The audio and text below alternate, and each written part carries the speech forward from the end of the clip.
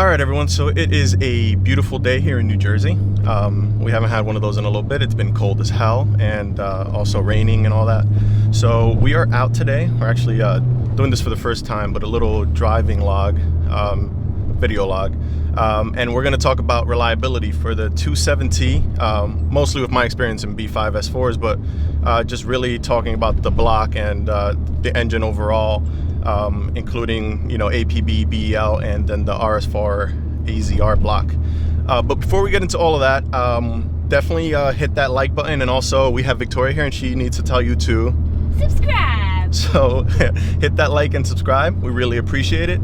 But let's dig right into it. So I've had my car for about 2 years now, maybe a little longer, and it has left me stranded twice.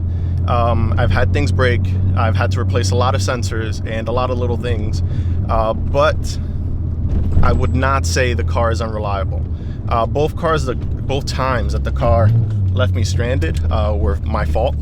So the first time was, I think the first time was with the control arm. So I had a control arm go because I didn't put it on correctly.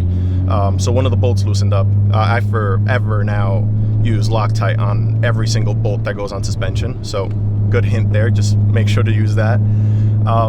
So that was the first time, completely my fault, not on the car. The second time I got stranded was actually because I blew the motor. So I threw a rod right through the side of my block, and that was a little over a year ago now. That's when I first started to build my motor. So that was stock motor with K24s, about 28, 29 pounds boost.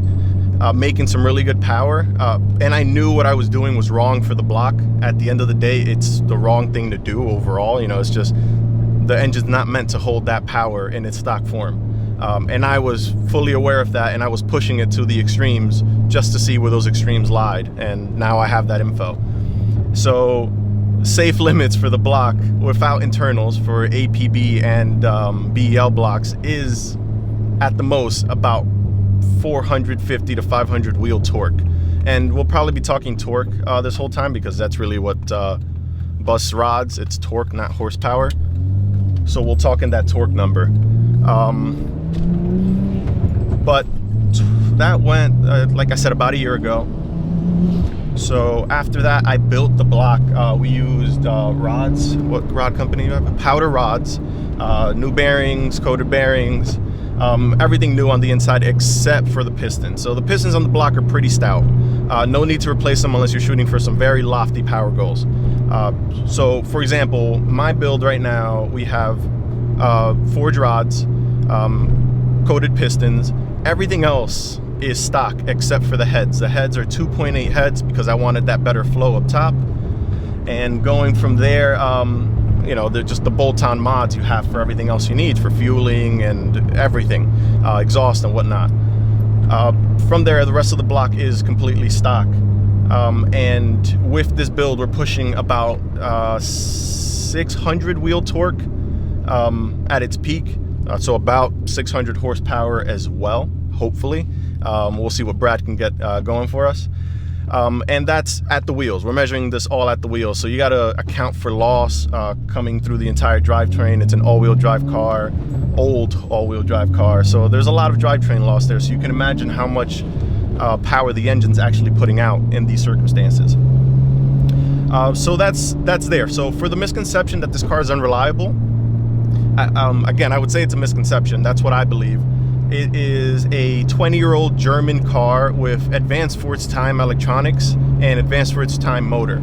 So it's a twin-turboed 2.7 liter, which at its time made 200 and change horsepower-wise, and in RS4 form 300 and change, so nearly 400 horsepower, which is pretty stout for its time. It was a fast car stock. It's a fast car when you mod it, and it responds well to mods. It'll hold power. You will have things that go wrong that come with the age of the car and the fact that you're putting more power to it than it was made to handle. So for example, you will have a lot of old hoses cracking, a lot of sensors because this car has a lot of sensors. So you'll have cracking in those wires because of heat. So cold cycles, hot cycles, and just cycling through all that wears out those wires and the shielding in those wires.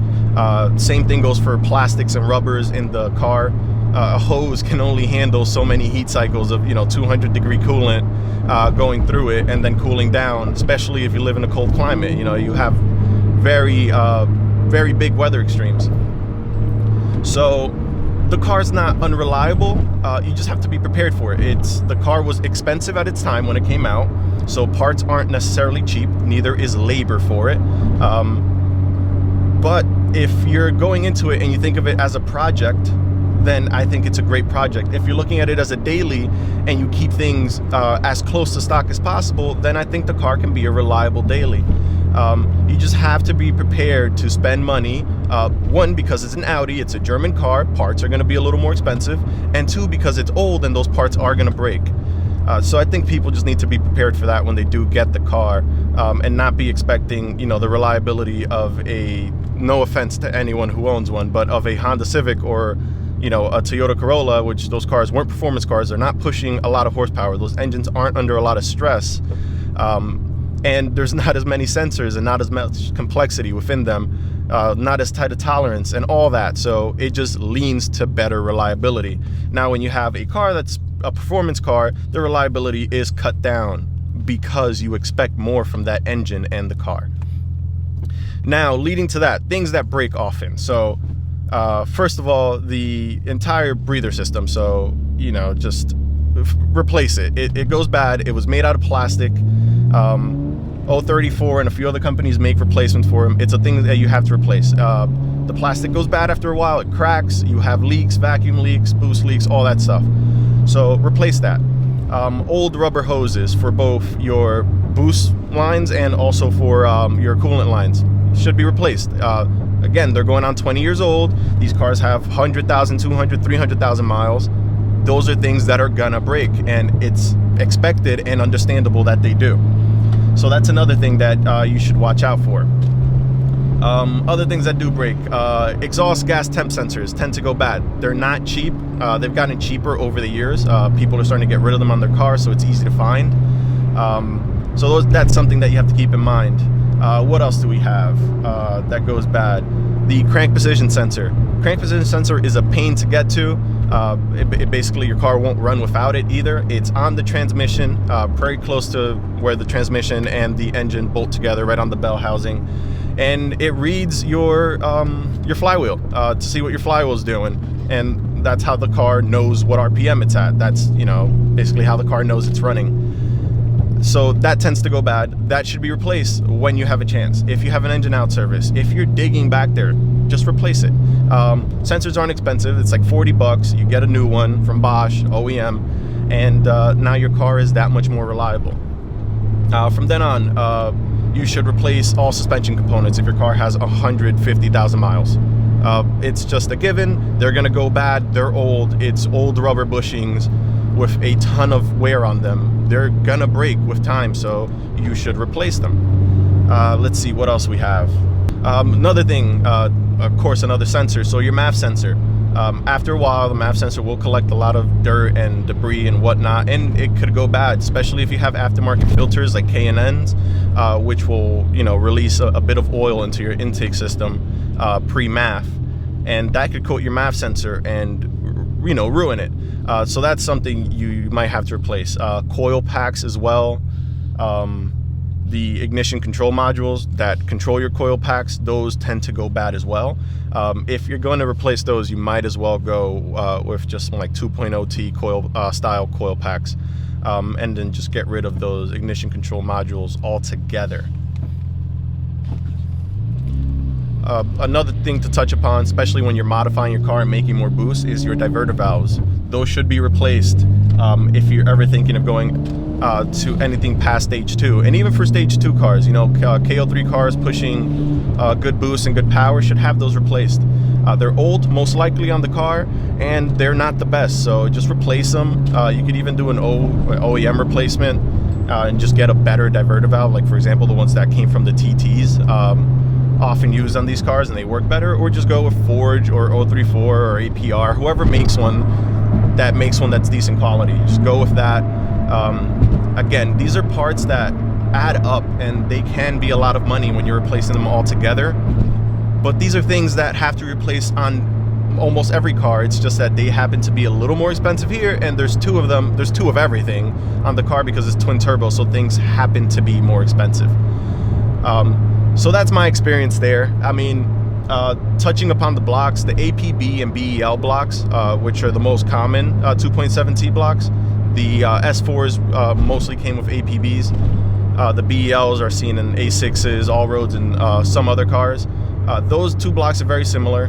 There is, some information going around that the BEL block's a little more stout than the APB block.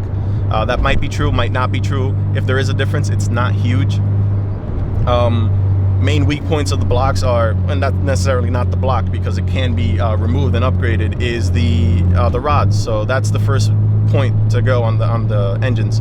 So like we mentioned before, the rods, 450 to 500 wheel torque is their limit. From then on, the block itself, a lot of people have pushed them very far.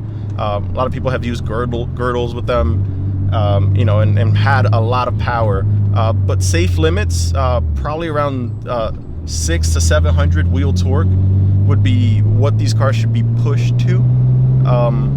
And you got to think that at the crank is probably north of 800 or not, about 900 horsepower, which is a lot of power to put through a car.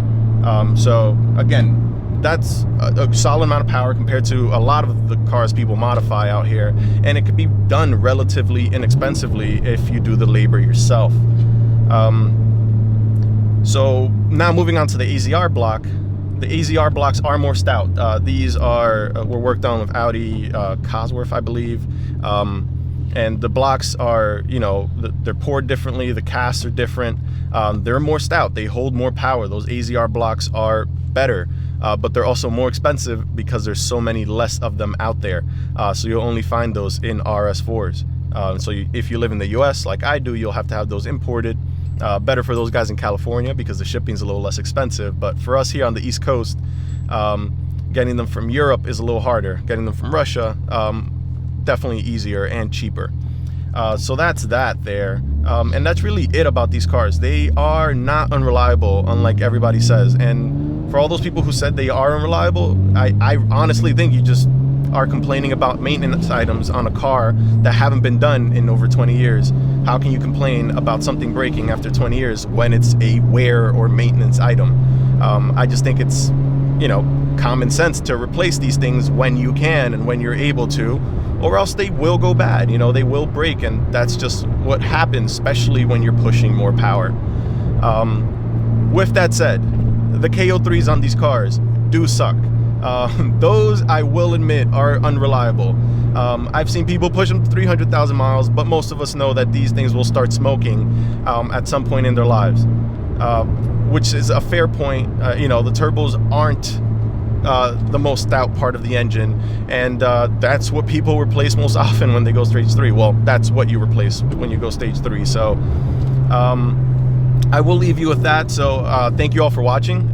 This video went on for a little longer than I thought it would. I rambled a little, but thank you again for watching. I'll catch you guys on the next one. Hopefully you got some good sound clips of what the car sounds like. I didn't really rip it, but I might do one here for you guys. So catch you guys on the next one. Peace. So here's the rip as promised.